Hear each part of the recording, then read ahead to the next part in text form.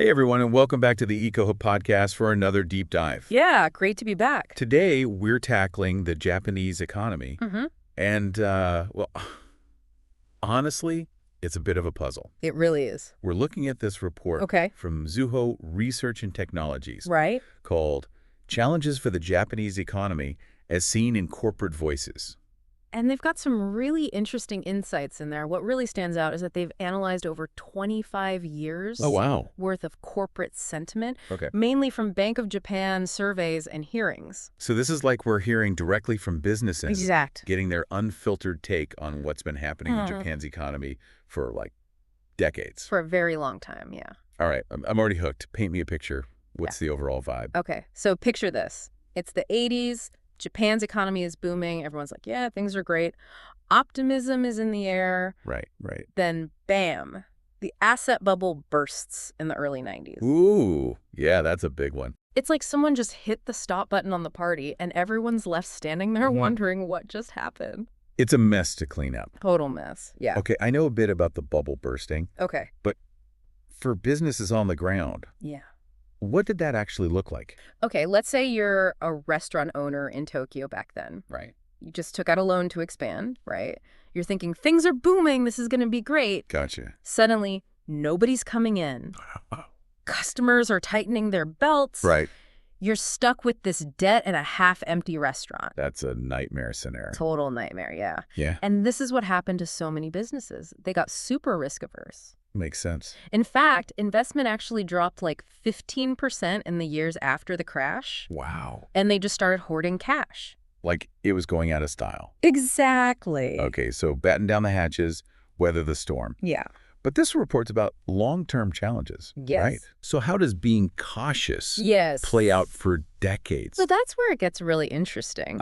This risk aversion, it became like this deep-rooted habit. Okay. It actually started to hinder growth and innovation. Oh, wow. Because companies weren't trying new things. They were too scared. They were too scared to invest. They were just focused on surviving, making their heads above water. So it's like they were so afraid of another economic earthquake. This is a good way to put it, yeah. They just froze up. Yeah, they froze up completely. And this leads us to another big challenge the report talks about, a deflationary mindset. Deflationary mindset. Basically, everyone, consumers, businesses, they just started expecting prices to stay low or even drop. But hold on, lower prices are a good thing, right? I mean, more bang for your buck. In theory, yes. So what's the issue? Well, think of it this way.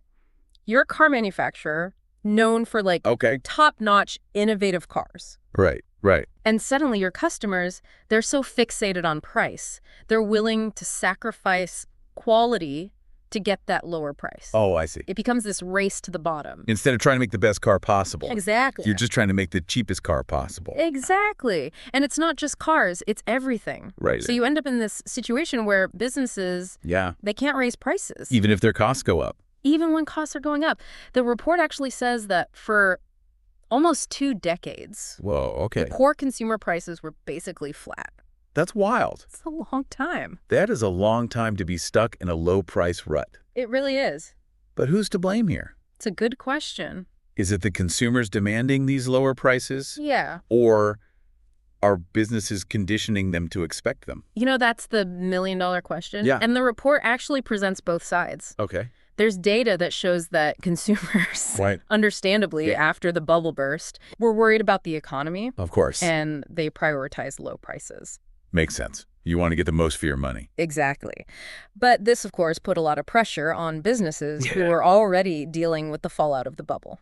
So they're in a tough spot. They are, yeah. Consumers want lower prices. Yes. Their own costs are going up. What do they do? Well, many of them had to cut costs, and one way to do that was through wages. Okay. They suppressed wages, and they also started relying more on part-time or temporary workers. So less job security. Exactly. Lower wages overall. Exactly. And the report makes a really important point here. Okay. This actually creates a vicious cycle. Okay, how so? Lower wages mean people have less money to spend. Right. Which then just reinforces that need for low prices. So it just keeps going down and down and down. Exactly. It's like this downward spiral where everyone's just trying to stay afloat, but it's dragging the whole economy down with it. But hold on. Didn't we say earlier that Japanese companies are innovative? We did, yeah. Where does that fit into all of this? Well, that's the hopeful part of this whole story. Okay, good. The report really emphasizes that Japanese companies, they haven't lost their ability to innovate and to create really great products and services. So they have the skills, the talent, they have the technology. They do. But it's like they're stuck in this system. They are. That doesn't reward innovation. Yeah, it's like they built this amazing race car, but then decided to just use it to go get groceries. So all that potential, it's just not being used. Exactly. So if everyone's just focused on low prices, why bother going the extra mile? That's the question. No one's going to pay for it. And this brings us to another really interesting piece of the puzzle. The role of the central bank and the yen. Oh! This is where things get even more interesting. I'm all ears. All right. Welcome back to the EcoHub podcast.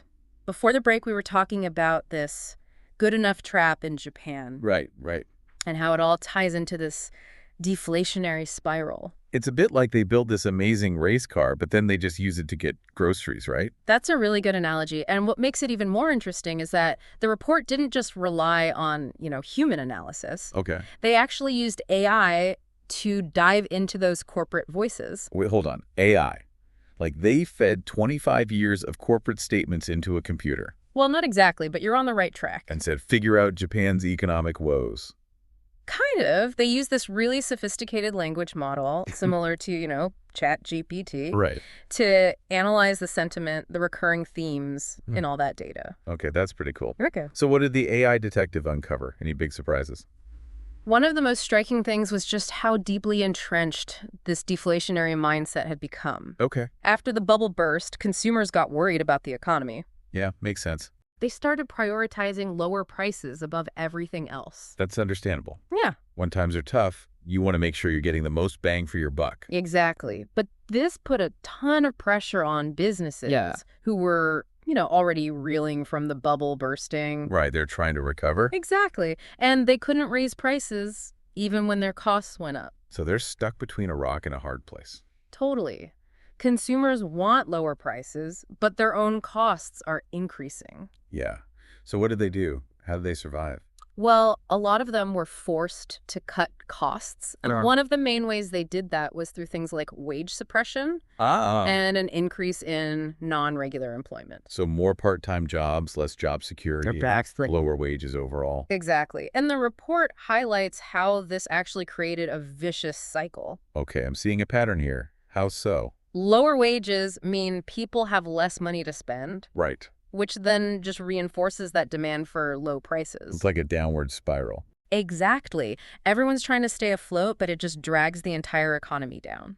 But wait, didn't we say earlier that Japanese companies are still really innovative? We did. That's the hopeful part. Okay, good. I was going to say, where does that fit in? The report emphasizes that Japanese companies haven't lost their ability to make amazing products and services. So they have the skills, the talent, the technology. They do. But they're just stuck in a system that doesn't reward that innovation. It's that paradox again. They can build the best race car in the world, but no one's interested in watching a race. Okay, so what's the solution?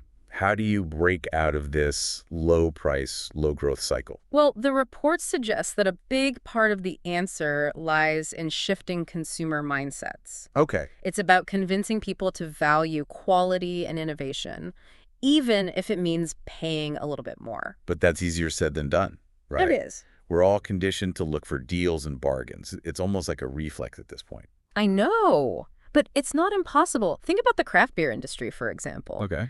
A few decades ago, it was all about cheap, mass-produced beer. Right. But then people started appreciating the quality, the variety, the craftsmanship of smaller breweries, and they were willing to pay more for it. Okay, so it's about changing perceptions. It is. Educating consumers and highlighting the value beyond just the price tag. Exactly. And this ties into another crucial element. Okay. Stimulating domestic demand. Right, because if people aren't spending, the economy can't grow. Exactly. It's that simple. Even if you convince people to buy higher quality goods, if they don't have the money, it doesn't matter. It's a moot point. Exactly. And the report actually points to some potential policy levers that the government could use. Things like tax incentives for companies that invest in innovation, or training programs to help workers adapt to a changing job market. So invest in people, invest in innovation. Exactly. And hopefully that will create this ripple effect throughout the economy. That's the idea. It's about breaking free from that low-wage, low-growth trap and creating a virtuous cycle where higher wages lead to more spending, which leads to more investment, and ultimately a more dynamic and innovative economy. So it sounds like a long road ahead. It is. But also potentially a very exciting one. Oh, absolutely. I mean, imagine a Japan where good enough is no longer the standard. Where innovation and quality are celebrated and rewarded. No, that's a vision worth striving for. And the key takeaway here is that Japan's economic future, it's not set in stone. It's not predetermined. It's a work in progress. There are many paths forward. It's almost like they're at a crossroads. Yeah. And the choices they make now are going to determine their direction for years to come. Absolutely. And as we've seen, there are no easy answers, but there are definitely opportunities for change and growth. This has been an incredible deep dive. It has. I feel like my brain is full. Mine too. But in a good way. So much information, so many insights. Yeah. And honestly, I have this renewed sense of optimism about Japan's economic future. Me too. I think they have a lot of potential. I do. Well, it's been a pleasure exploring these complex issues with you. Likewise. And for our listeners who want to really get into the nitty-gritty, I highly recommend checking out the full report. Yes, definitely. From Mizuho Research and Technologies. You won't regret it. Big thanks to them for such a thought-provoking analysis. Yeah. And to you, our listeners. Yes, thank you. For joining us on this EcoHub podcast journey. Until next time, keep exploring, keep learning. And keep those economic wheels turning. Absolutely. Welcome back to EcoHub Podcast. We've been kind of like dissecting this puzzle box that is Japan's economy. Yeah, it's been fascinating. And I have to say, it's definitely more complex than I initially thought. Yeah, but also way more interesting. Absolutely. But we ended on a hopeful note.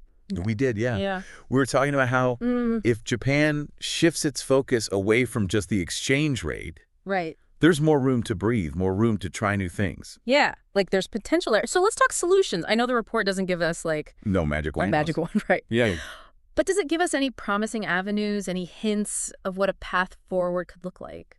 It does. And one of the most interesting ideas is this concept of fostering a quality over quantity mindset. Okay. It's about really showcasing that Japanese craftsmanship. Okay. That attention to detail. Right, which they're already known for. Exactly, that dedication to excellence that Japan is famous for. So it's not just about making great products. It's not just about making them. It's about making sure people understand why those products are worth a premium. Exactly.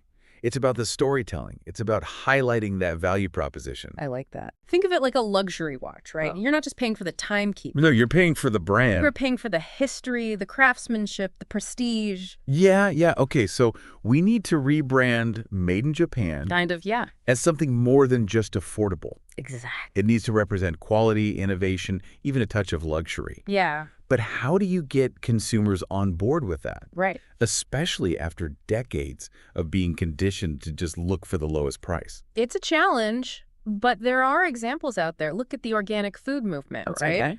It started small, niche, maybe even a bit, bougie, some people might say. Right. Wow. But over time, as people became more aware of the health benefits, the environmental benefits, they were willing to pay more for those organic products. Okay, so it's about changing perceptions, educating consumers. It is, yeah. Highlighting that long-term value, not just the sticker price. Exactly. And this ties into another crucial element, stimulating domestic demand. Right, because even if you convince people to buy the higher quality, more expensive stuff, if they don't have the money to spend, it doesn't matter. It doesn't matter at all. If people aren't spending, the economy can't grow.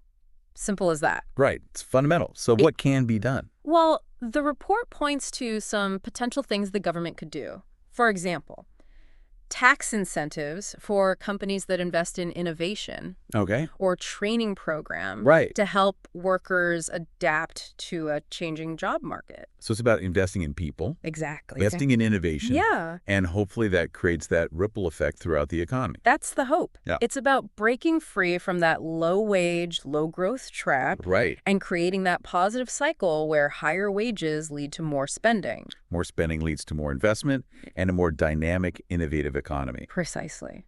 It's a long road ahead. It is a long road. But I'm feeling, I don't know, a little bit optimistic. Yeah, me too.